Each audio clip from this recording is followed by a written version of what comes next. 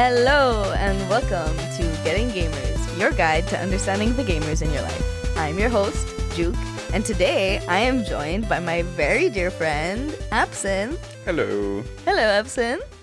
How you doing? I'm doing good. I mean, we've been chilling for a couple of hours. So. Yeah, we had to get ourselves to record because or else we were just gonna talk. Yep. So as per tradition, I mean, I have to find a different way to intro this because so far every guest I've said as per tradition. But how about you tell us where your gamer tag comes from? So yeah, Absynth comes from, well, originally it was abstract synthesis, but I'm also... What? Yeah. Oh my god, I'm sorry. Okay. Can I be really straightforward and tell you what my assumption was going to be? Oh, no. Yesterday, I was going to is. write it down on a paper to predict it. Yeah, no, I was just about to say, but it kind of turned into the fact because I'm a heavy drinker. It kind of works both ways. But originally, yes, it was abstract synthesis put together. And abstract synthesis. Yeah, it was I love that. I kind of wanted it to be like my business name. Whoops. Like the name of my business, or if ever I open one, like coding things and stuff like that. So it'd be like Absynth Works type of thing. I don't know. That was the idea when I came up with it. Because before that, it was the Blur. Blur? Yeah, like DA_blur. The Blur. The Blur. No, we're talking about 2010s. This is a thing I didn't expect with this whole having guests explain whether, because this is, like I was telling you earlier, purely selfish. I just love finding out where people's gamer tags come from. But what I've been loving is with people who have game for a while is finding out what it used to be when they were younger. Because for me, I started gaming older, so my gamer tag didn't evolve really, you know? Yeah, there's no evolution there. Yeah, I get that. But I've been loving this. The Blur, I was not expecting that from you. Look, I was playing COD 4 at the time. Is Blur something in COD 4? No, it's just okay. Because you go fast. Yeah, that was the idea. Even though I was a sniper in that game, I don't know why. The bullet went fast, I guess. Oh, I see. I don't know. I was young, okay. No, I love it. No, if I had to create a gamer tag when I was younger, God knows what it was, because I had experimented with so many nicknames. In sixth grade alone, I think my nickname changed 3 times. Because I kept changing. I was Snoopy, like the dog. I was Pinky. Oh my God, you're wearing Charlie Brown socks. Yes, I am. Oh my God. For 1 year, my cake was Snoopy, everything. Then it was Pinky for some reason. I never liked pink. My whole life, I hated pink. Was it you that changed it? Yeah, I'm pretty sure it was always me. Okay. I was like, and then at some point, one of my best friend and I, we just went by Abby and Ashley for a while. Sure, I guess. Not our names. No. Anyways. Okay. So abstract synthesis. I was not expecting that. I love it. Yeah, I don't know. It's interesting. And it's a fun story as well. Yeah. Oh my God. I judged you so quickly. No, but I made it so that it made sense both ways. Oh, it works so well, though. Oh, I love that. Okay, cool. Mm-hmm. Okay, so you were saying something earlier when I was saying that I don't consider myself a gamer. I thought you consider yourself a gamer. Well, yeah. So what I was saying earlier, I consider myself an ex-gamer. Mm-hmm. So, I have put a lot of hours into gaming and, my childhood. I started gaming on my father's lap at 3 years old. Aww. Yeah, and I would play Age of Empires 2, if anybody knows that. Yes. It's a game that came out in 1999. Oh my God. I basically played since the 2000s, and I was 5 years old or whatever. So and, are you? Because I know a few people that some of their first memories, if they had a dad who gamed or whatever, was gaming on their dad's laps. Is that one of your? I don't remember it. Okay, but I've been told multiple times. So yeah, and I used to. There was this putt game. I don't know if you know putt game. Putt, but it came out of a cereal box or something, and I played a lot of that game. I think the only cereal box game I remember playing it was a Lion King game. Yeah, it could be. I mean, those games were bad, but they were fun. Yeah, but for a kid that didn't grow up with gaming, they were pretty cool for me. Yeah, no, they were okay, but you played 3 of them and they were all the same format, the same thing type of thing. Okay. But anyway, all that to say is, in recent years, I've kind of stopped gaming. Like, I mean, I think I gamed a really old Star Wars game. I don't even remember the name. Anyway, but that was like last year, like November last year. Okay. So ex-gamer because like you had to get yourself to quit, or ex-gamer because you just kind of lost touch? No, I don't know. The other things are going on in life, and okay. Yeah, just I don't know. I usually get home from work and I'm just exhausted, so lay in front of the TV sometimes. Yeah, and your whole job is computers. And yeah, stuff, yeah. So. That's the other thing. Like I work in IT, so like you know, if I don't have to touch a computer or fix something, yeah.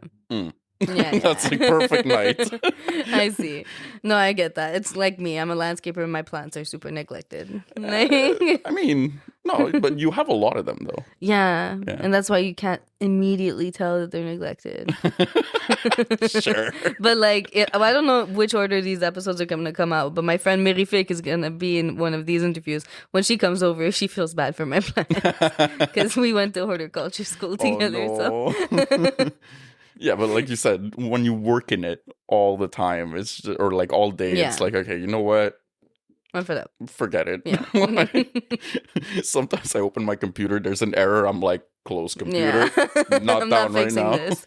I fix things all day. It's not this. That's it. Yeah. So, I mean, it's not that I don't game anymore, but it's that like it's not a primary part of my life. Mm-hmm. Actually, what I do a lot now is I listen to like video series or video documentaries on YouTube of games. So like Fallout or The Witcher, or like whatever game that I didn't play. Like I listen to like people's idea of it and stuff. Yeah. So that's my fun.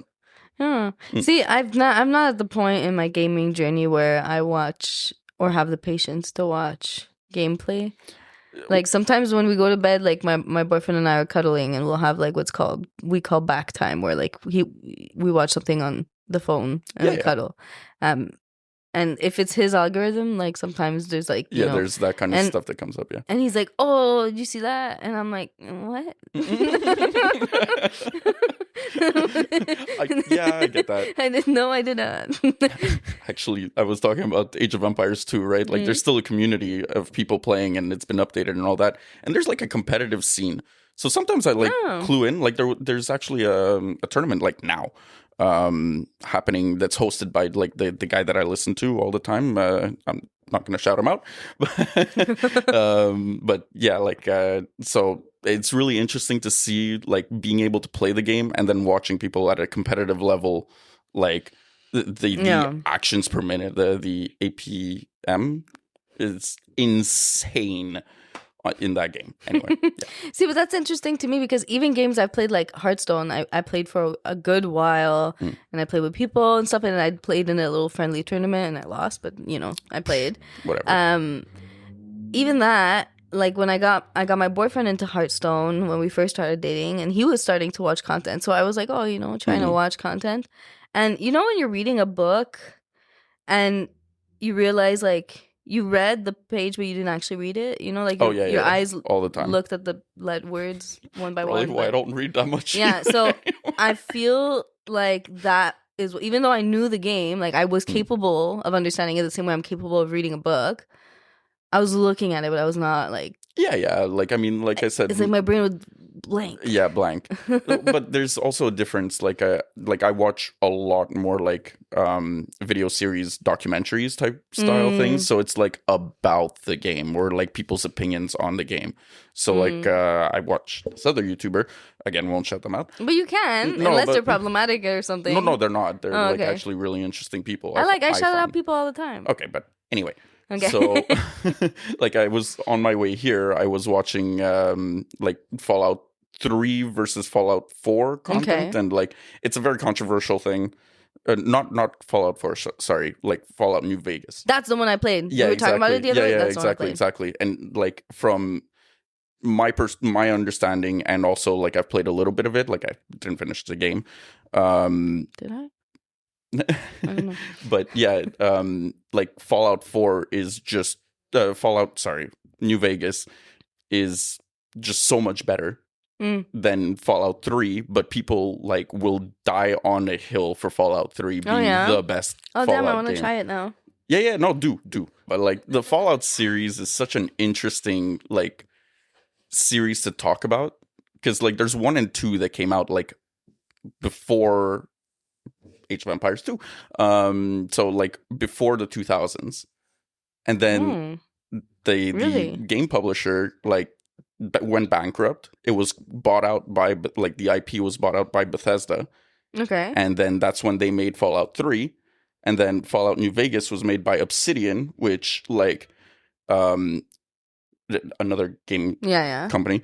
And basically like they basically took the engine, we had talked about that a little bit, like the same engine as Fallout 3, and just remade a game that story-wise was just so much better, again, my opinion, than Fallout 3. And then Fallout 4, Bethesda did that one, I believe. And I personally don't like the game mechanics. I've actually played the most in that. Yeah, there's base building in there, and it's what does that mean?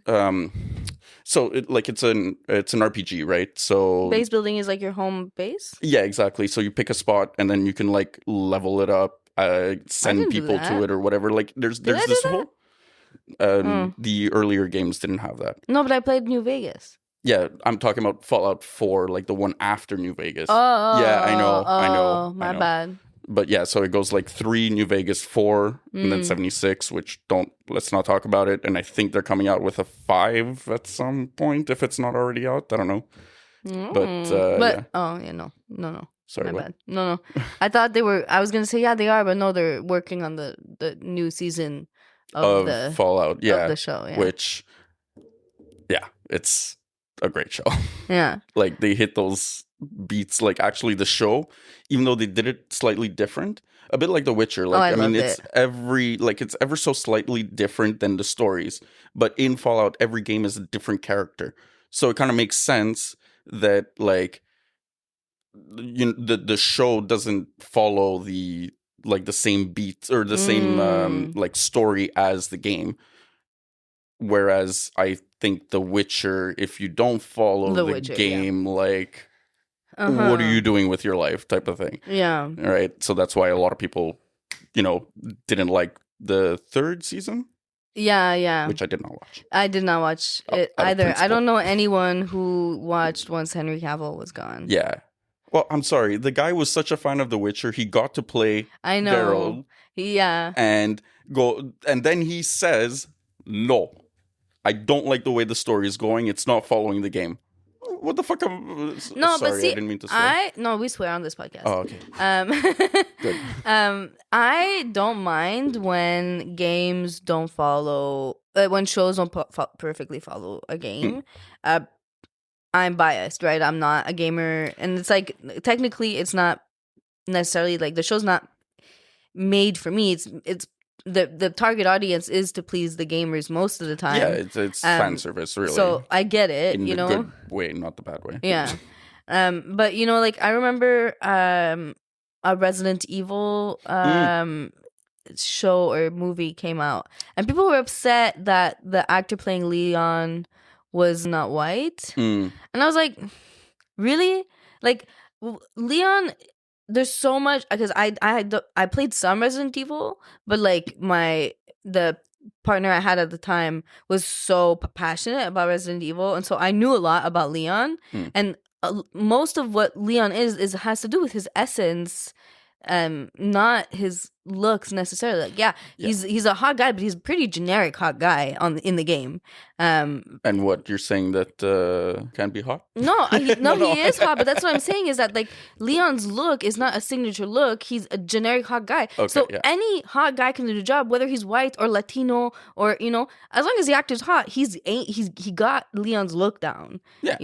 In my opinion, as long it's the essence of Leon that you have to get, and I think that actor did a good job in my opinion. I would have to rewatch it, but like I think. Sorry to interrupt, but I think that like people are just upset that it doesn't look like the person. Like, I mean, really, like a character is speech and the way they make like people feel. Like there's very few characters that have to be a certain race or whatever. Yeah. Like, I mean, unless like the plot revolves around it, I guess. But even there, like, if I remember correctly, the writers or the creators of Grey's Anatomy, which was a huge show, from what I remember, is written in a way where race and stuff like that is not determined before the auditions. Yeah, but that was a soap opera. Yeah, soap operas need to be able to swap people out. Yeah, that too. But I think it shows, like, because Grey's Anatomy was so big and popular that you don't need to pre-plan the ethnicity necessarily. No, yeah. As long as like I know that certain shows got critiqued for not addressing certain like realities of being that ethnicity for that character. That's fair, yeah. But that's something you could write a couple of seasons in when that character is, or that actor is like solidified as that character. Yeah, so for me, the essence of a character has a lot more. And then some characters, like if you go in Borderlands, the movie Borderlands that was made. I haven't seen that. I liked it. Yeah. But a lot of the characters in Borderlands, they have signature looks. You know? Well, yeah, but you could still take that and like slap the look on a different ethnicity, and you would still understand that it's that character. Yeah. The same way that like people of all sorts of ethnicities can cosplay Jinx, and you understand that it's Jinx. Yeah. I mean, from Arcane. Yes. But now we were talking about that earlier. That's why we're getting so vague. But as listeners, you can tell. I don't know if this is going to be the first of this format out. Probably because it's the first recorded. Where I like to address something, a crossover between gaming and my life that satisfies me, is that I watch a lot more TV than I play games. So so there's plenty of games that I haven't necessarily played, but I've been willing to watch the show or the movie or whatever. Yeah. Well, we were talking about it earlier, like Arcane. Yeah. Like, I have never played LoL in my life. Yeah, League of Legends, I've like tried it, but it's just not my vibe. It's I just think not I my played type of it game. maybe once, and I was like, really not my thing. And the people there that play that game are sweaty. So like, what does that mean? They're like really intense when they play. I have heard, that's funny, because I have heard that the community of League of Legends is like meaner. Toxic. Yeah. It's toxic. So far it seems to be that unanimous across everybody I've spoken to, which I feel bad to say because I don't want to be the voice like naming. Like, no, yeah, I'm not someone who depends on specific people, but in general, yes, I would agree. Like people who play LOL, intense people. Yeah, and, well, I remember Mystic when Mystic was Mystic's my boyfriend's gamer tag. Oh. When he was competing in LOL, when we first started dating, I said, "Good luck, have fun," and he says, "Oh, you don't say that in LOL. You say that in every game." And then I was like, "What do you mean?" He's like, "People would laugh you out of the room if you say that in LOL." And then I was like, "What?" And I was like, "What do you say?" And he said, "I don't know. Tell me to go destroy my enemies." And so whenever we would have a game, I would say, "Okay, go destroy your enemies, baby." What the hell? That's so bad. And like my boyfriend's not a toxic gamer, but he's just like trying to teach me how to fit in each community, you know? But that's interesting. Right? You see, like that is like, I didn't know that, and that's like, I would never get into that like sphere of gaming, right? Like obviously I play, if I do play, mostly RPGs, like role-playing games or like story-driven stuff. But like no. Yeah. I can't. Well, because I think that like that kind of community or toxicity in the gaming community is the stereotype that a lot of people have about gamers. True. But for me, like what ended up really attracting me, because I did, know some toxic gamers and stuff like that.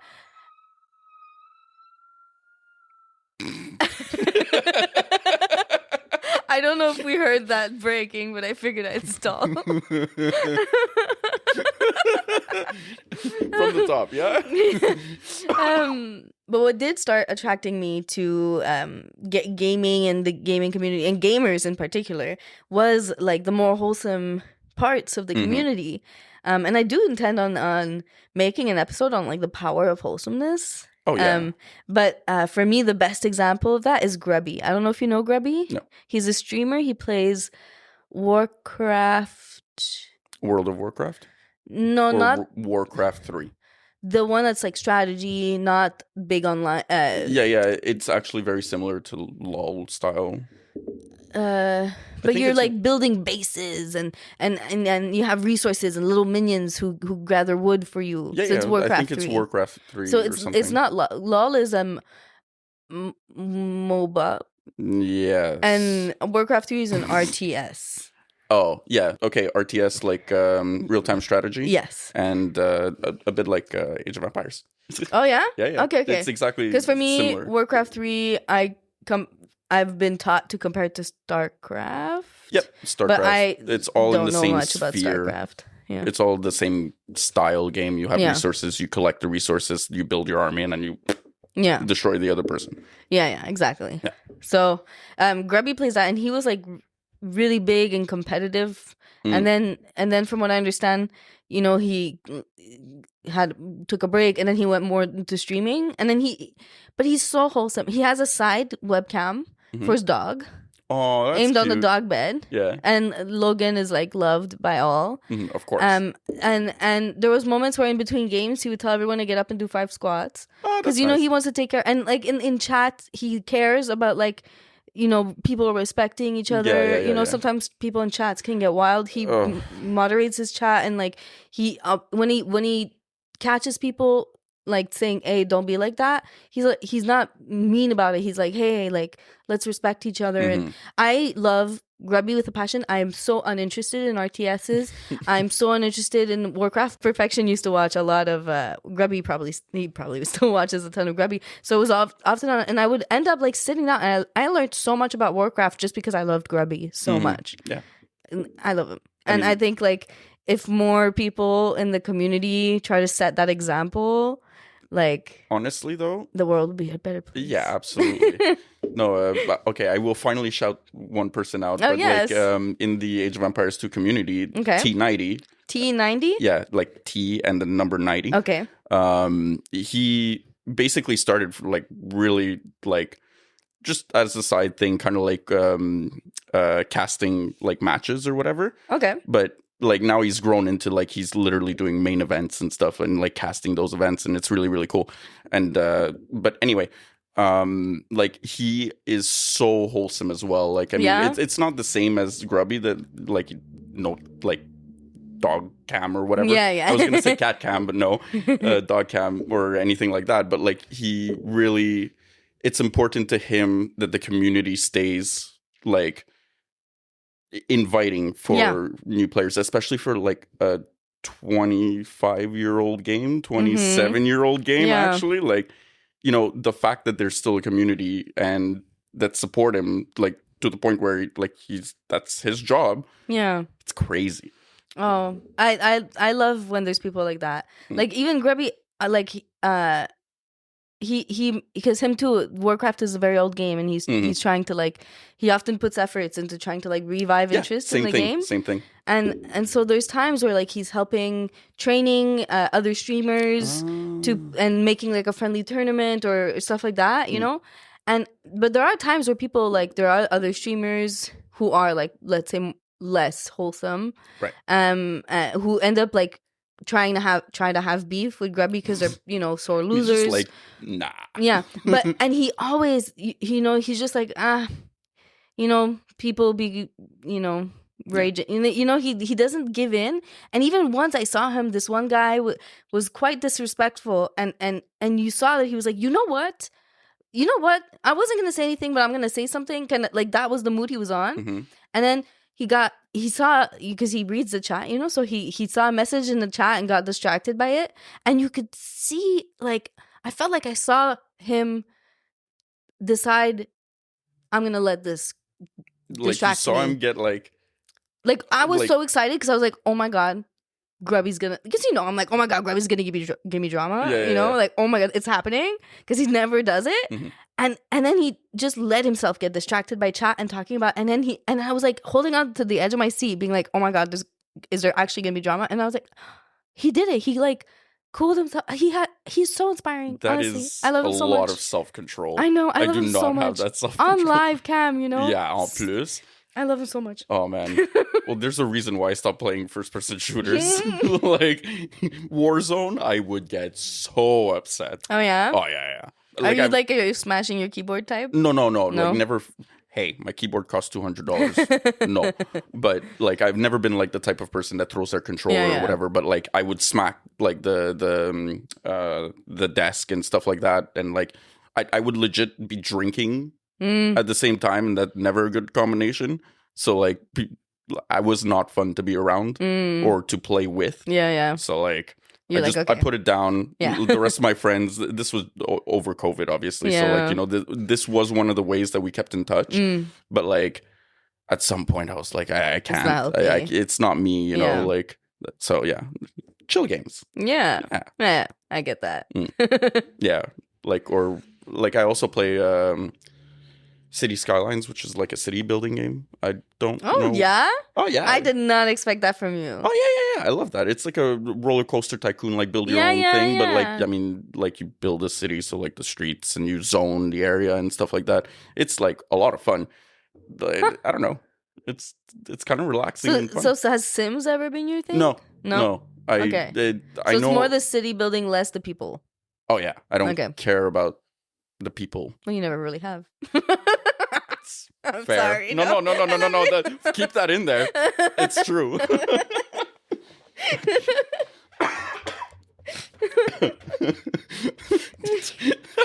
I feel like this episode has just like kind of gone everywhere. It has. So how about I bring us to what actually the title of the episode what's the title? Which I think we had decided we were going to talk about The Witcher. Yes. Okay, so the real reason we're going to talk about The Witcher, because we mentioned many games or TV shows based off games. Yeah. But the reason I wanted us to do The Witcher is that I tried to convince Absynth to listen to The Witcher so much because I like in season 1 when the Bard and the Witcher like meet and the Bard kind of imposes his friendship onto the Witcher. I always say that's how Absynth and I met. Because when Absynth and I met, at some point we were like first day of college we met, and a few days later I told him we're gonna be friends. Yeah, that's basically you did that. Yes, you really did. Absynth went, I have friends. I don't remember saying that. That is a very me response, though. Yes. And here we are. Yes. What, 15 years later? Yeah, well, where are we? 26? So 13, we're at 13 years now. Okay, close enough. Yeah. Huh. But so, for so long, I wanted Absynth to listen to The Witcher. And all he would say every time, he'd be, I know the story. I played the game. I know the story. There's no point to watching the show. I've played over 400 hours of Witcher 3, okay? I've done every single quest like in that game. I know the lore. But the show, it's always different. I know. Okay, now. Yes. I know. Okay. He knows now. When I found out you actually watched the show, I think I was kind of offended because I was like, at this point, I think it would have felt better if he never watched the show. That's fair. I'm kidding. No, but I think I started watching it because of my ex, actually. Oh, yeah? Yeah. It's just she wanted to, like, watch it, so I was like, because who doesn't want to watch Henry Cavill? Well... Except stubborn little you.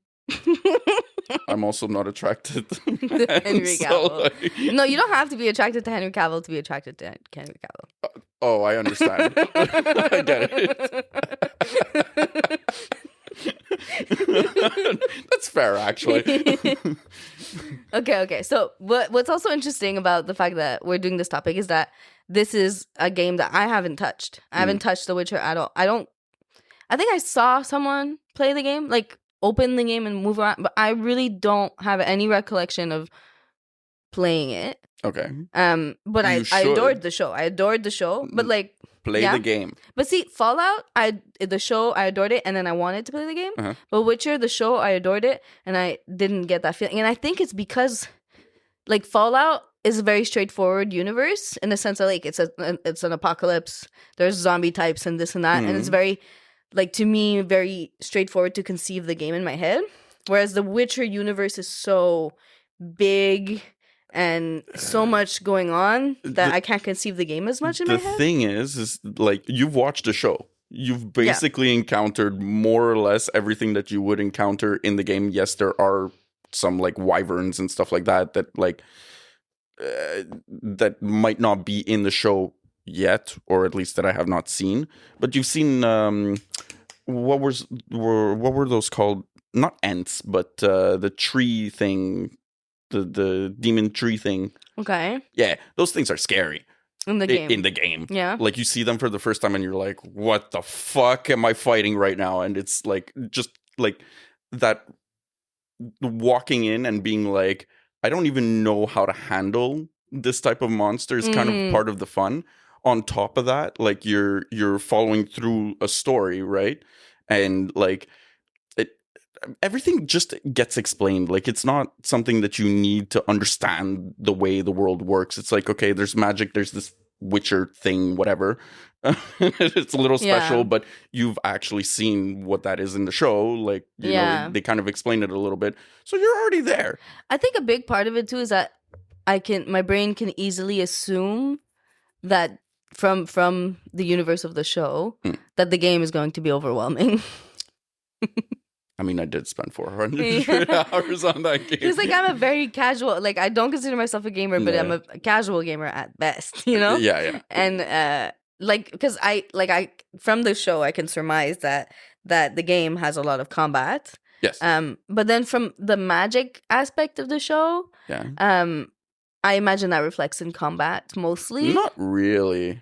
So it's what? It's brewing, like, I mean, you have like a few, like, it's like lesser magic. I'm doing quotation marks that you cannot see, but it's lesser magic in the sense of like you know, you can like push people with like a like, it's almost like an air push type of thing or whatever, or you could like do a bit of fire, but it's not like to the point where like a mage. And most of those characters, you're not really fighting, or it's like in a cutscene style thing. It's not like... So wait, magic is not that big in the game? No, not really. Because it's huge in the show.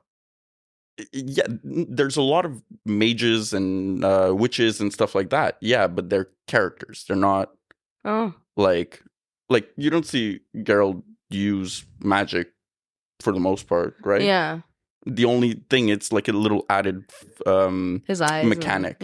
No, but like the in the game, it's just like a little added mechanic of like, you know, be like in the combat you could use different like a push pull type of thing, whatever. Yeah. But instead of just I have sword, you know, it gets kind of boring. Okay, you know, because one of the things like D&D is something that I've played.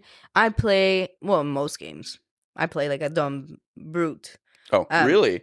As much as possible, I play a character that doesn't take much skill, and that I can just like, because no matter the character I play, because I'm not great at navigating in game, I end up in the middle of enemy camps and in the middle of like being swarmed, or I walk into being swarmed accidentally. It's crazy how bad I am at navigating. So in you games. So I have no choice to play a big dumb brute that can hit hard and take a few hits before I figure out how to run away. So I can see your character sheet. Yeah. So in D&D, like the idea of spells, when I say D&D, it's Dungeons and Dragons. It's a role-playing game, tabletop game. Yeah. But the spells and having, you know, you have to decide in advance which ones you're gonna. Oh my god, that's complicated. But so, actually, can I tell you my last character? Yeah.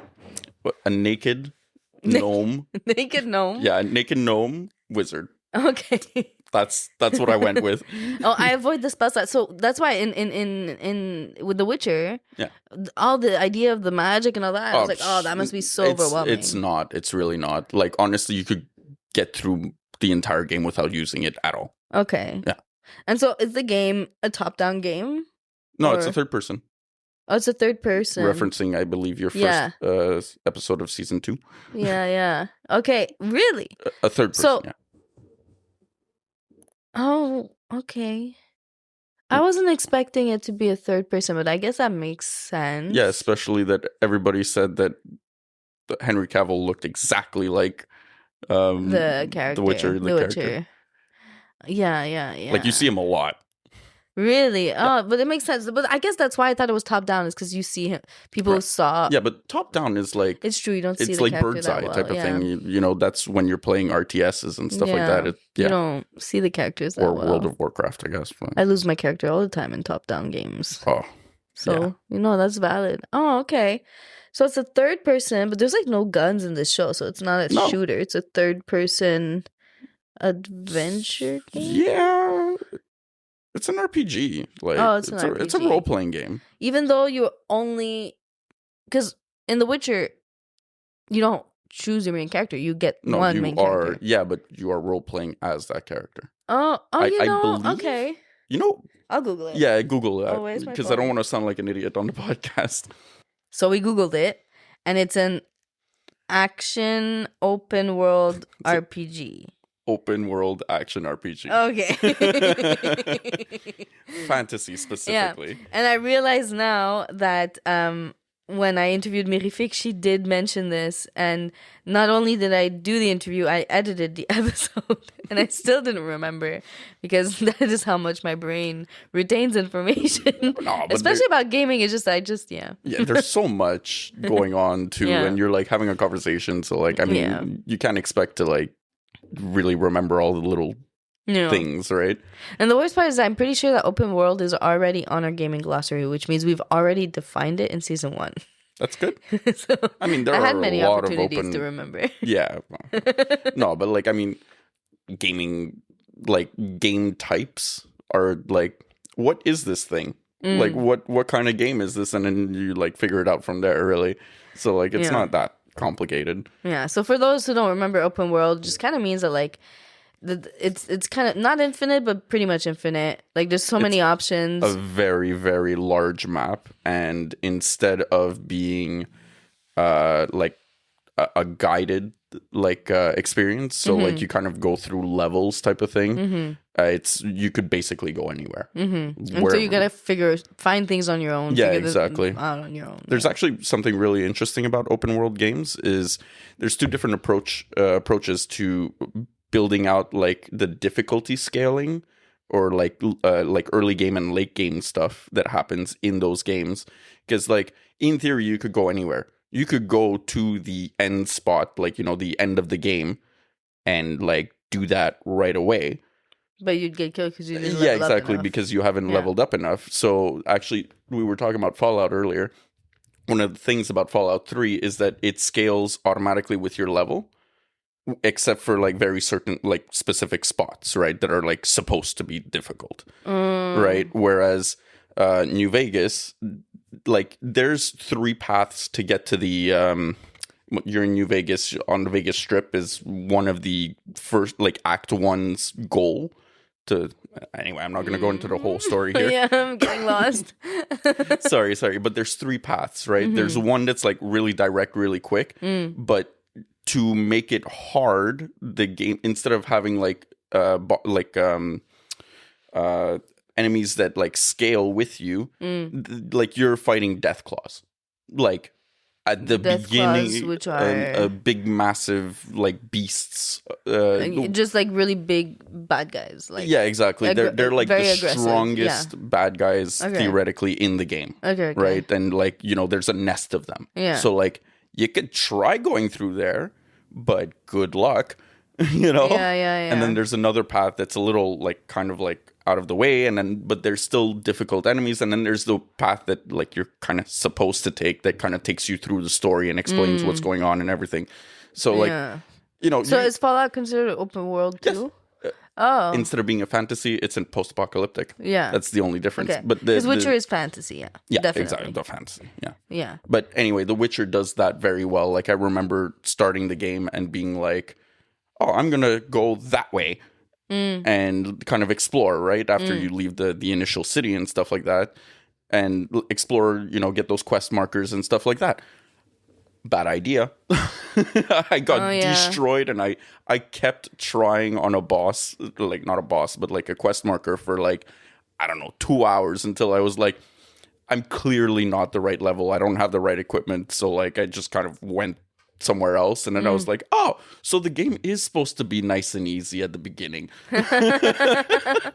Oh, okay. So I guess I haven't played enough open worlds that I hadn't realized that it's a common thread upon most open world games that like it's not, you're not like forced upon that like leveling structure of typical games, but you do kind of get like pushed towards specific areas by them being more suited for your level. Yeah, the game design. Yeah. Right? Like that's the entire thing and what makes open worlds so difficult as a game to make, because there's not like, you can make an FPS, like a first person shooter, like, it's not hard to make that kind of game. Oh, yeah? Okay. I mean... Because it's straightforward in the, like, programming of it. Yeah, well, not programming, but the game design of it. It's like, okay, here's the level, go forward, kill enemies, done, right?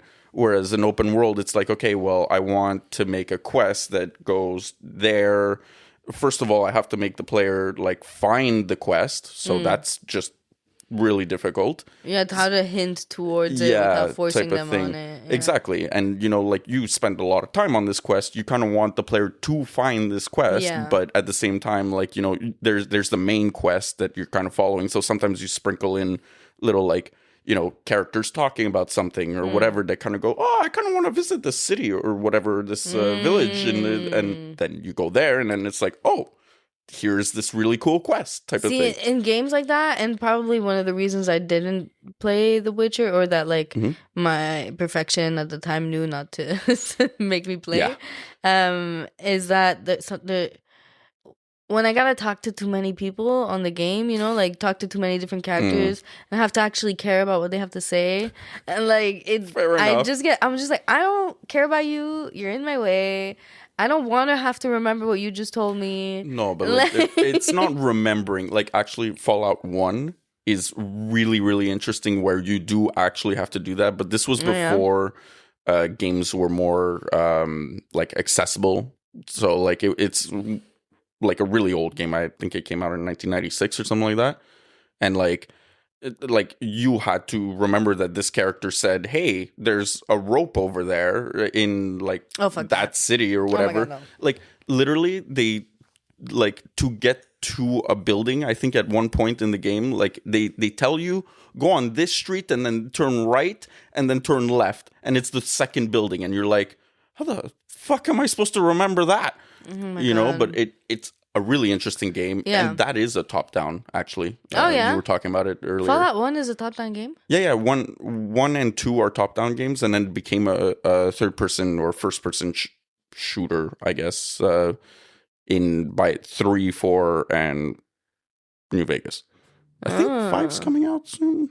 I have no clue. I know Witcher 4's coming out in like this year or next year. Oh, yeah? I will not be available. Oh, yeah? For 400 hours, I'm sure. So I know people who, when certain big games get released, they book off work. Yep. So that's me. Oh, right there for The Witcher and only The Witcher. Oh, yeah? Yeah. Oh, my. Yeah. I mean, I guess I get it. Like, if there was an artist that was coming that I really wanted to see and it was during work time, I would book off work and stuff like that. Yeah. Or regret your life the next day, but that's another story. So is there a release date for The Witcher 4? There might be. We might have to Google it again. Oh, no, so you don't... Okay, so you haven't booked the time yet. But No. It's, are you planning on... It's okay if we don't have the release date, but like, basically, you're the type that like, you're booking once you have the release date? Yeah. Or like, look, I usually don't buy games like straight off, like when it comes out. Okay. This one I might. Yeah. I might have to update my graphics card, which is going to cost some money, but that's another story. Why do I feel like every gamer says that all the time? No, but I have the first RTX series card, 2070 Super.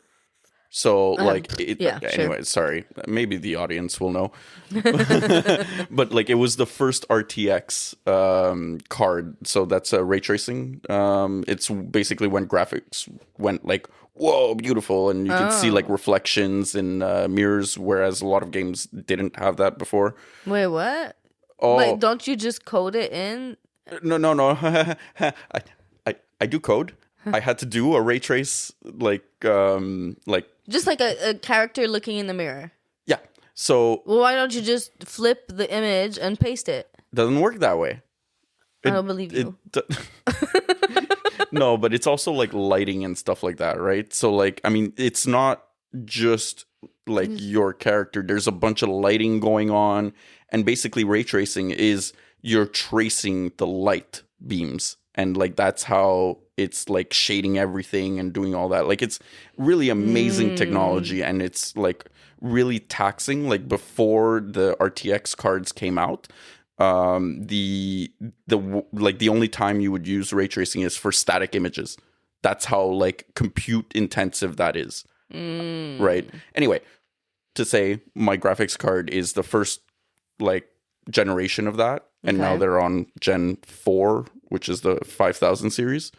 So yeah, I need to update. Yeah.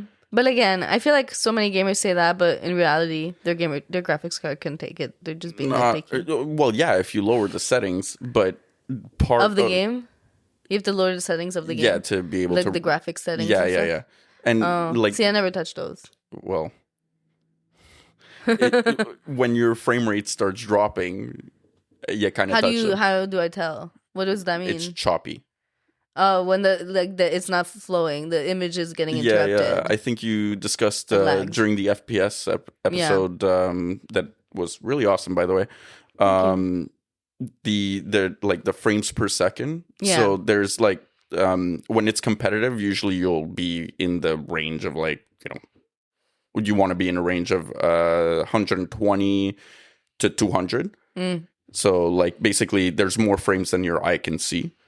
And there's this whole debate about 60 frames per second and 120 frames per second and all that. But like if you're playing a role-playing game, and especially The Witcher, which is just a beautiful game. Like it's like, I think it came out in 2015 or something with The Witcher 3. And like, yeah, the graphics look dated, but it's just like sometimes you're riding your horse and like you stop and you just look at like the scenery that's going on, and it's just beautiful. Beautiful. Yeah. It's so like for that kind of game, it's worth like getting a graphics card that can run at ultra settings. Yeah. If it can. See, I'm not at a point where I would buy a graphics card for a game. No. Well, look. But I completely understand it. Any game, like I mean. Well, I mean, but I completely understand it because like this podcast is a personal project. In for most people in my life, this podcast is a hobby. So compare it to gaming, and I immediately invested quite a bit in proper equipment. For the podcast. So I totally get it to buy equipment for a hobby, which is basically. Yeah, exactly. The same thing. I get it. I'm just, Like my graphics card is like 6 years old. Like it's old. I think mine is about that old as well. But I don't care. Do you know which one you have? I mean, my PC's right there. We could open it. I don't remember. Okay. I built my own PC. I took so much time choosing each piece and everything, but remembering all those different, like call them, Jerry. No, that's not how that works. I would remember his name, but this code name? No, but it means something. Every number means something. So like, yeah. I know. I'm just being a baby. No, it's okay. But I will put. Okay, I won't put money, but I will bet that you have a 1080, a GTX 1080. That sounds like something I recognize. That is a 10-year-old card, I believe. No. Is it? I don't know when it came out, but it is a solid ass card. Like it is fucking good. It can still run games like these like nowadays really well, just not with RTX. Yeah. So that's the only thing. Maybe that's why you don't know what the difference is between RTX and not RTX. Okay, no, I still wouldn't know. Okay. Anyway, even if I bought an RTX card, I would have bought it because my research told me to, but not because I understood what the RTX meant. Picture's prettier. Shut up. I say that with love. Okay, wait. Because we talked a lot about the game, but we didn't talk much about the show. Right. And I am so curious about your impressions on the show because you had been so stubborn. Okay, so actually about that, one of the things that I didn't understand very much in the show was the whole obelisk thing. I don't remember the obelisk. Well, that's the reason why the other dimension-y thingies were coming through, right? Like these obelisks were... Look, I've watched this a little while ago there, so I'm not like super clear on this, but like from my understanding, these obelisks caused like the dimensions, or they were like locators for the other dimension to come in. Right, which had all the monstery things, which like I kind of like the premise. It's not, I don't believe it's in any of the games, so they did like take a bit of liberty there, but like it was still true to form in the sense of like I could see this kind of thing happening. Like there's in the game there's the wild hunt, which is like another similar interdimensional thingy that comes and hunts somebody down, and like it's a very scary thing and whatever. Okay. And Siri helps like change the world or whatever, like stop this, right? Okay. But they were hunting Siri, so Geralt had to like save her or keep watch on her, but then she was in her teeny phase, so like she fucked off. Yeah. It was a whole complicated thing, but yeah. So yeah, sorry, I'm talking about the game again. So the show, yeah, did you feel like when you watched it, you were like, okay, no, I did know all of this? I knew the lore. I understood everything that was going on in the show. But could you see the future, kind of? Can you predict? Yeah. Well, up until season 2, like, definitely I was able to predict that there was going to be, like, a moment where, like, everything was going to go to shit, and it's going to be, like, Geralt standing against this, like, you know, okay, unreal thing. It wasn't to the point where you're like, they're gonna hook up, he's gonna die. Well, you know? Yes and no. So like the whole love thing between Geralt and Yennefer? Yennefer, yeah. That's definitely in the games. It is? What's funny though is in the games you could pick between Yennefer and the red-haired chick. Okay, yeah. Yeah, like there's like a bunch of different mages that like you could actually choose to like actually go out with type of thing, or like based on your dialogue. So there's some romance. Yeah. No, there is. It's actually actually in the games there's nudity. You could go to a brothel. You could pay to go to a brothel in those games. Really? Oh, yeah. And you see some stuff, not everything. Really? Uh-huh. So is it, because I remember when I was younger, I'm not sure, but is it GTA that there was probably sex? Like you could, like, you didn't see graphic sex, but you saw them go and you saw the like car shake or whatever, and you knew that they were having sex kind of thing? Oh, yeah. Is there that in The Witcher? No. Like, I mean, you see them getting in bed and like starting to kiss. Really? And like naked. They have like boxers or panties or whatever. Yeah. But like tits out, man. Oh my god. Yeah. Yo, I did not expect that. Yeah. You see Yennefer, you see like what? Yeah. No, I swear to God. Now like you're interested. No, I wasn't expecting that, because I guess I get faced with my biases all the time, right? When I, like, years ago, maybe a decade ago, I realized that like Star Wars, that I had never watched, was not just a pew pew movie. There was like a story. Yeah. And my friend, we were like in Quebec City, and she sat me down and she's like, okay, well, since you seem to never want to watch them, can I just like tell you the story, since I love the show? And I'm like, sure. And she's like, tell me, and I'm this love story and this drama and this and yeah, with like, Anakin Skywalker and I don't know, you think I remember. Did you ever end up watching it? I did. Thank but God. I would disagree with the order it was exposed to me in. I think when you expose someone to a franchise for the first time, you should do it in order of release. Give them the experience everyone else got. Yeah. And then if they like it, they can explore with different orders of rewatching. Yes. But I did in the other order. Because that was what was selected, and so I just got so fed up. I mean, it hits different. Yeah, but for my whole life, I was so like uninterested in it that like I think I just biased myself all the way. Yeah.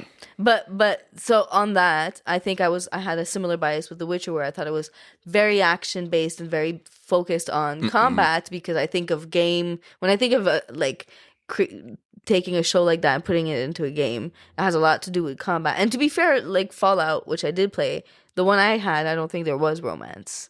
No, Fallout doesn't really do romance, no. So but the ones I had been exposed to. Yeah.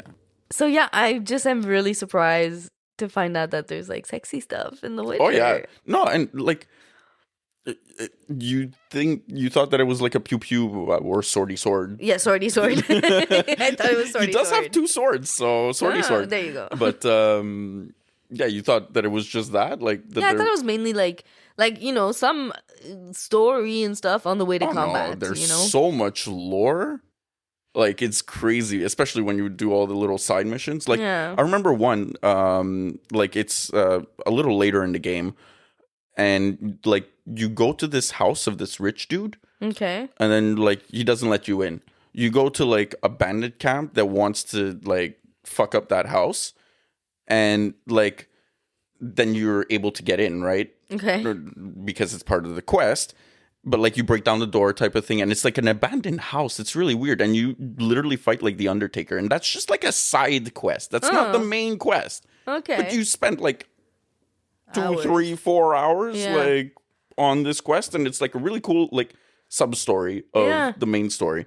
And I was a bit of an idiot. I did all the the side quests before, so like I got to the main mission and I was like way too strong. Yeah, I've done that in certain games before, where I'm like, ooh, distracted by the shiny side quests. Yeah. And then you're like, oh, the main mission was way too easy. Yeah. And I feel like it should have been a lot more impactful. Yeah. That's the tricky part of I guess open world. Open world, yeah. Okay. Or questing, really. Okay. In general. Yeah. Okay, so did you like the show? I liked the show. Again, I have not watched season 3 because no one did. Did we talk? I don't even remember anymore. But did we talk about Henry Cavill quitting or whatever? Okay, yeah.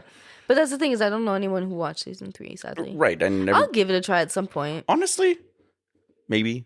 But like, I'm sure he did a good job. I didn't hear good things. Yeah, but people are so cringy. People hated Rings of Power, and they are stupid. Rings of Power is amazing. I haven't watched it. I know, but it's amazing. Okay. I first have to rewatch the 3 Lord of the Rings movies. No, first. I think, well, maybe. It depends how long it's been, because I do, like, yearly rewatches of Lord of the Rings. Oh, can I join you next time? Yeah, well, I mean, I'm solo rewatching. Well, no, my boyfriend, because he watched Lord of the Rings for the first time with me. So, what? I know. I know. I know. I mean, he probably played a bunch of games that he'd be like, "What? You haven't played this?" And we're like, but no, me too. I was like, I can't believe I'm dating you and you never watched Lord of the Rings. I don't think that's happened to me before. You have to understand, like, Juke has a scarf. Yeah, Lord of the Rings scarf, and you should have seen how happy they were when they got that scarf. Yes. I have a scarf that's the map of Middle Earth. Yeah. And like true fans, even when it's all scrunched around my neck, will like notice just a corner of it and be like, is that what I think it is? And then I whip it out. I'm like, yes, I'm glorious. No, you're just a hobbit. Yeah. No, I'm kidding. Yeah, and to be fair, I watched Lord of the Rings because my ex in high school sat me down and was like, no, you have to watch this. Oh. So I was also late, not as late as my current boyfriend. Yeah. But I was also late compared to the people in my life at the time. I watched Lord of the Rings probably I don't even remember the first time I watched it. My dad had the box set. Oh, yeah? Yeah, like the extended edition. Yeah. Like we sat down and he's like, you're watching this. I don't think I've ever not watched the extended version. There are... as I heard somebody tell it, you might get hunted down and killed if you don't.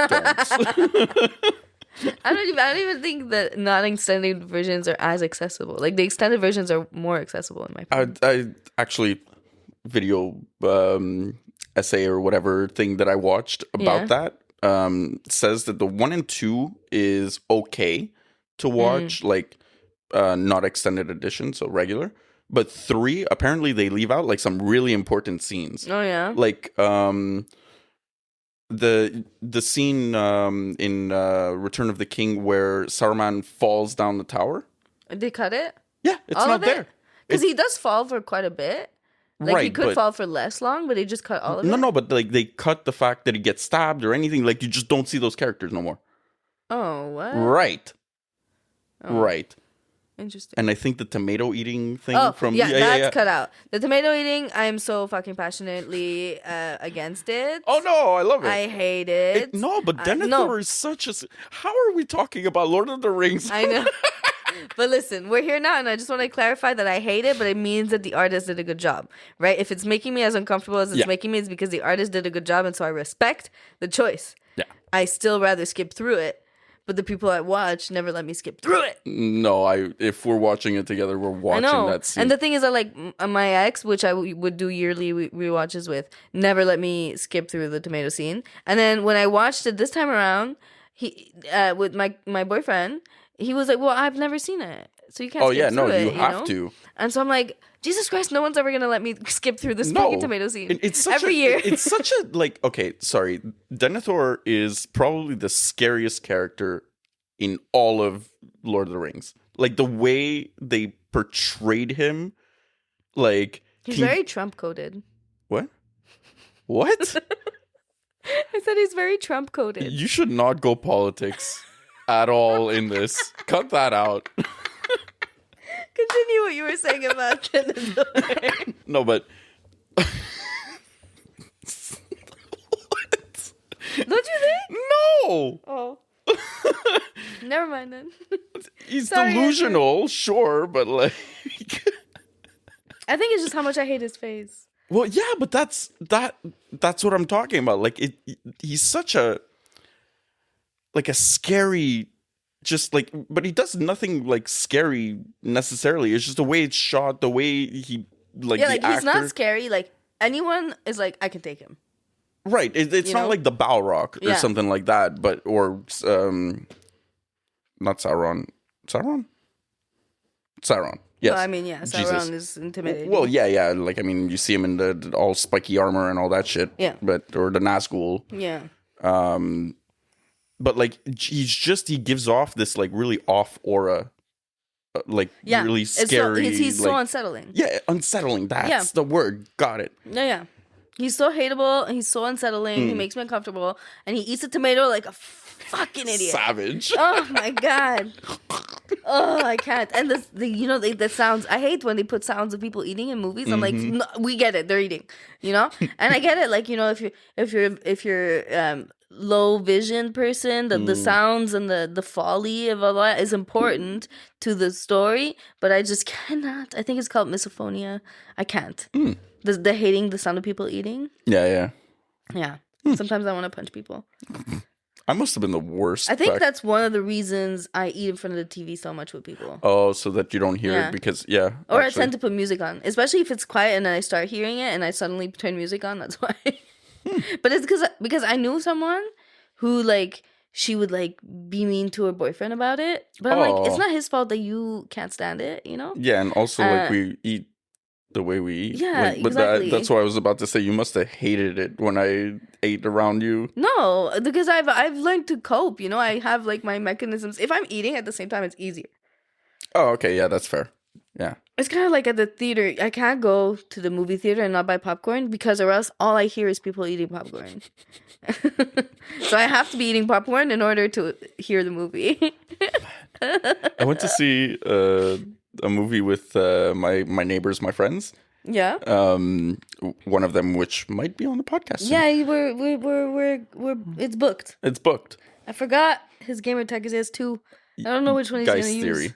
Yeah, that's one. Yeah. Guy's Theory. But, like, I get so focused on the movie, like, it was a Marvel movie, right? The Fantastic Four. Okay. So, like, the girlfriend's, like, trying to explain to me the lore. I'm really not into the Marvel stuff. So, like, explaining to me the lore, like, chuchotant type of thing, like, really quietly. Yeah. And I'm just like, I did not hear sweet fuck all. Like, she was telling me afterwards. No, she was telling me afterwards, like, hey, like, did you understand the things that were happening as I explained it to you? I was like, you were explaining? You were talking? What? Oh my God. I'm just trying to, like, focus on the movie, right? Oh my God. I rarely zone in that much. Oh. I zone in that much when I'm working on a project, but zoning in that much for a movie, no. Even my boyfriend got upset because he's showing me a show And he's like, well, now you didn't see that because you're not paying attention. And I'm like, I'm paying attention. I just looked away because I looked at him because I was laughing. Oh. And I missed the thing on the screen because I was looking at him. I was like, that's not fair. I was looking at you because I was enjoying the thing.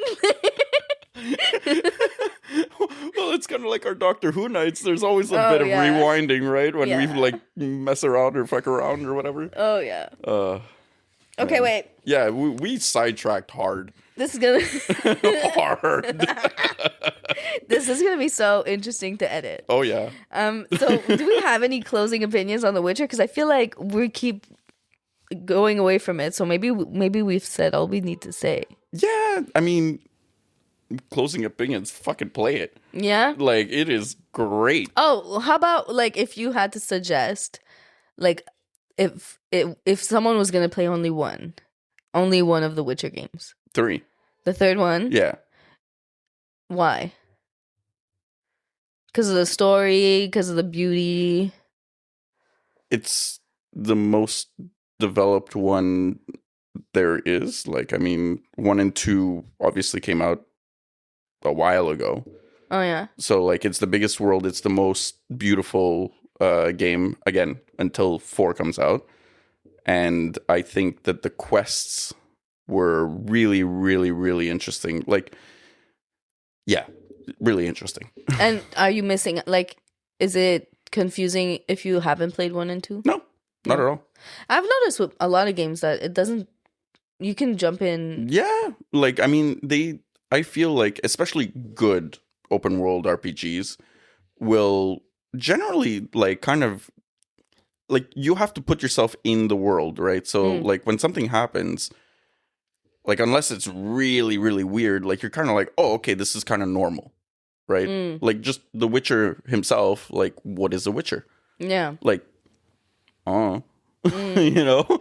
And then you learn through the game what a Witcher is. Okay. Right? And, like, how they become Witchers and stuff like that. Even in Witcher 3? Even in Witcher 3. There's an entire scene in the castle, I cannot remember the name of it. Wolfslayer? That's interesting, but it's the pattern because I'm thinking about it now, and the games that I've played that are like a series, I've very rarely started with the first. Borderlands is one of the first games I played. I didn't start with the first. I think I started with the second or the third. Resident Evil, I played a few of them. I don't think I played the first ever. God of War, even actually.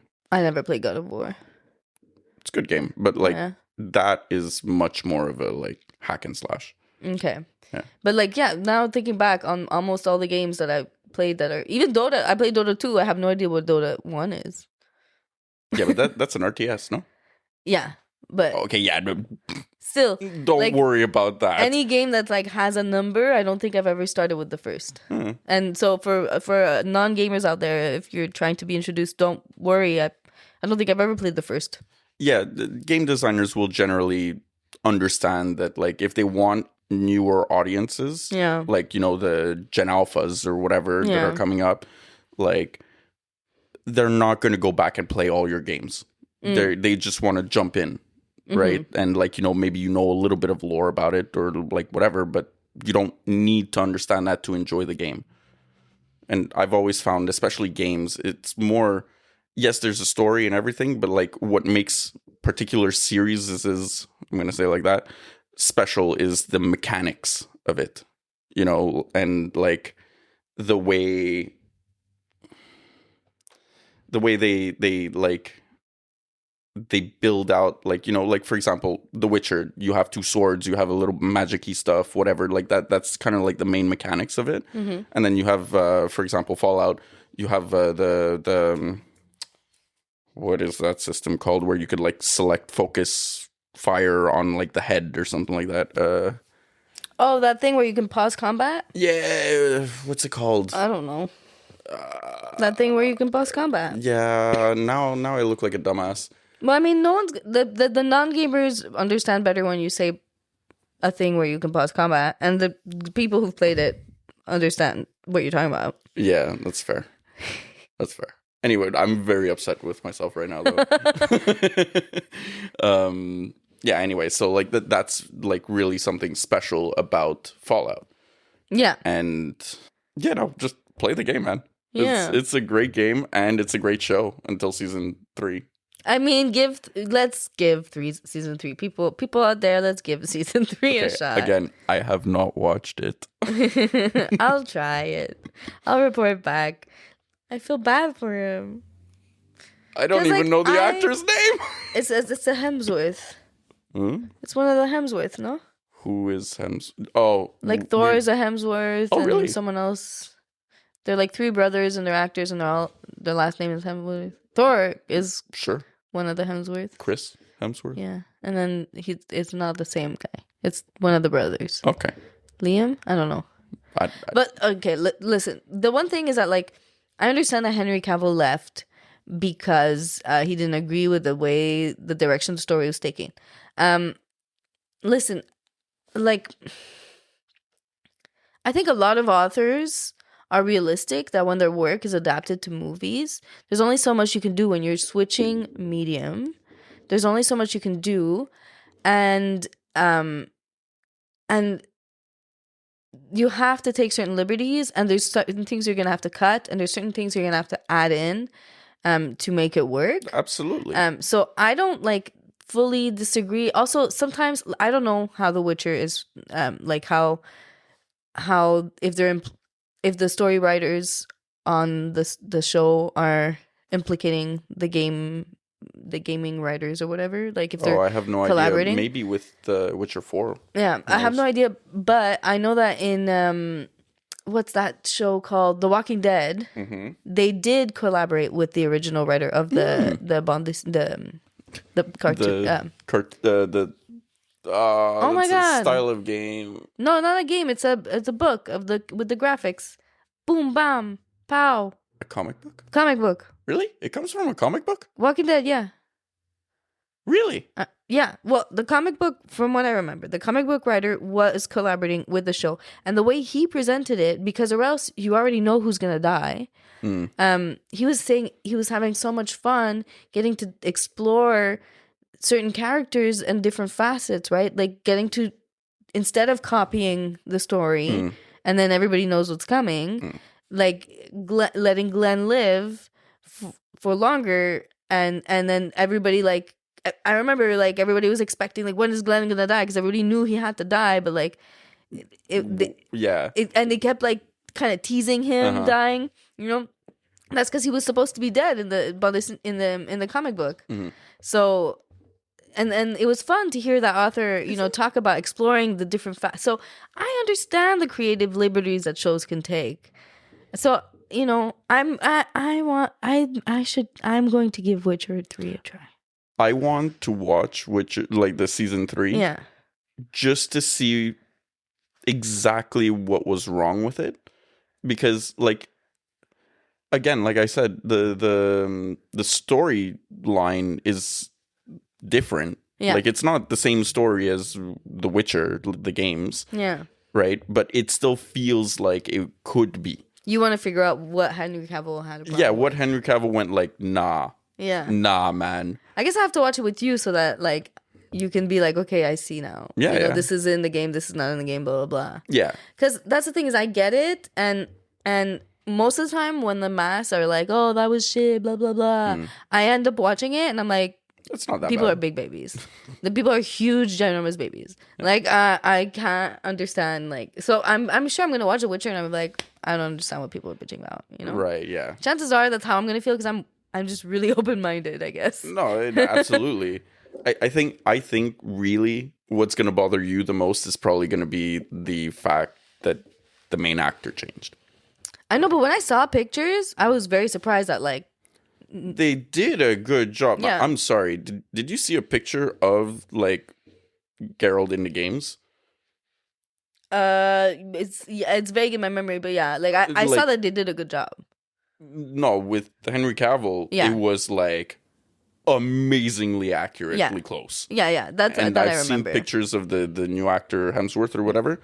Like, there's something off about it.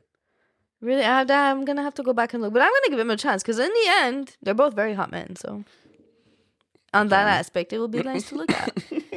What am I gonna say? I'm gonna pretend that it's not gonna be pleasant to look at anyways. You know, like at the very least, you're like, okay. Fair enough. Look, not my thing, but sure. So, I feel like we've talked a bunch. Yeah, I don't know. This is going to be a crazy episode to edit. You're going to have so much fun. You're probably going to have to like put things in different orders and stuff. No, I'm not. No way I'm doing that. That's way too much of a headache. We like ADHD'd our way through. Yeah, and the listeners are going to ADHD their way with us. Good luck. Too bad. So how I normally end my podcast is that while I wait to be able to have sponsors and stuff like that eventually, I plug businesses of like friends and family in my life. So the shout out this week is a friend of mine. He is a singer, rapper. He writes his own music. He's super passionate, and he's been working and writing songs since he was like a teen in the corner with his little hoodie up and like scribbling music in the corner at school and recording in the closet of his friend's place and stuff like that. And so I just really passionate about his music, and I met him because he was recording at my ex's place. And so I just, there's a special place in my heart for his music because I got to see him when he was like recording in like a room in an apartment and stuff like that. His artist name is M.O.T, and it means moment of truth. So on his social media, it'll vary. So like on YouTube, it's M.O.T brackets moment of truth. It's all going to be linked in the show notes and the description. Then on Instagram, it's going to be MOT_MTL. And on Spotify, you can find him under just M.O.T. Again, we'll all be linked in the description. But go check out his music, follow, like, and all that. Send him some love.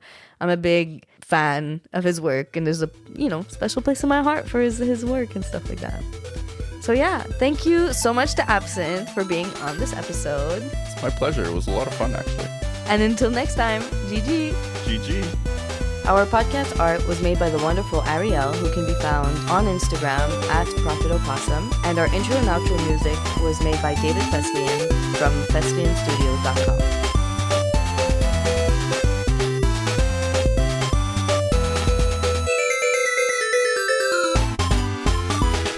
Job's done.